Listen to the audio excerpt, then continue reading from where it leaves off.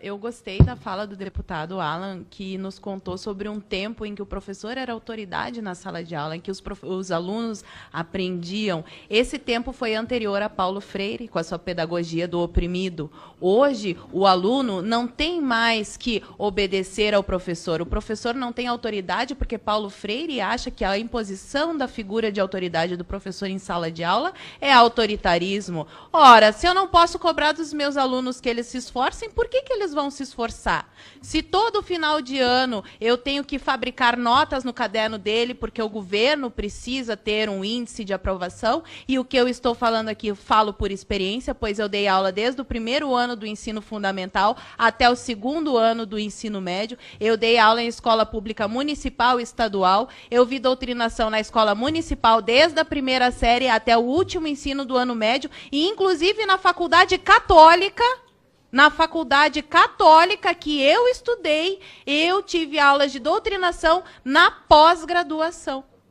Então, que existe a doutrinação, existe. E por que os meus colegas insistem em dizer que ela não existe? Porque da mesma maneira que o peixe não tem consciência da água que o cerca, porque aquele é o mundo dele, para ele aquilo é natural, os professores já não conseguem mais ver a doutrinação que está escancarada na cara deles, porque é uma verdade onipresente, onisciente de um partido invisível. E embora a minha querida colega não saiba, ela acabou de reproduzir o discurso de Antônio Gramsci. Basta ler os livros dele.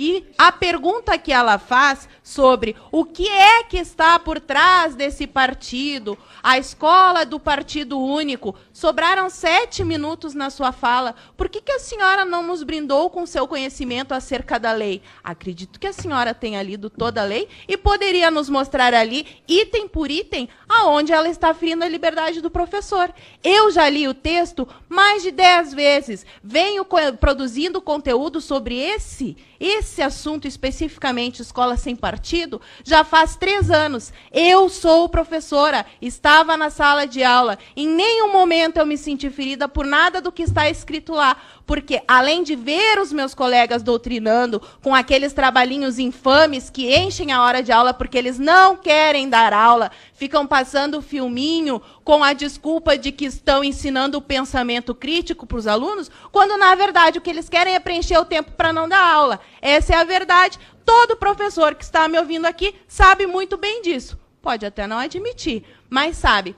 Quero agradecer. Ali, provavelmente, ele é apoiador de Escola Sem Partido, porque traz o cartaz ali, Escola Sem Ódio. O Brasil não é da esquerda, do centro ou da direita. E é justamente isso que o Escola Sem Partido quer. Porque hoje a escola está na mão da esquerda. Nós não queremos a esquerda nem a direita. Eu sou tão contra o professor que vai dar aula com a camiseta do Che Guevara, quanto um professor que vai dar aula com a camiseta do Bolsonaro. Escola não é lugar de fazer política. Nós temos que ser neutros. E quando formos apresentar um tema político, nós temos que apresentar os dois lados. O que tem de tão ruim nisso? Até agora, eu só ouço professores dizendo que fere os direitos, que fere os direitos. Me digam aonde, me mostrem. Eu vim aqui, mostrei todos os meus argumentos, não com base nas minhas opiniões. Eu não fiz acusações ao Léo. Eu provei aqui, através de pesquisas científicas, o quanto um professor pode sim influenciar um aluno,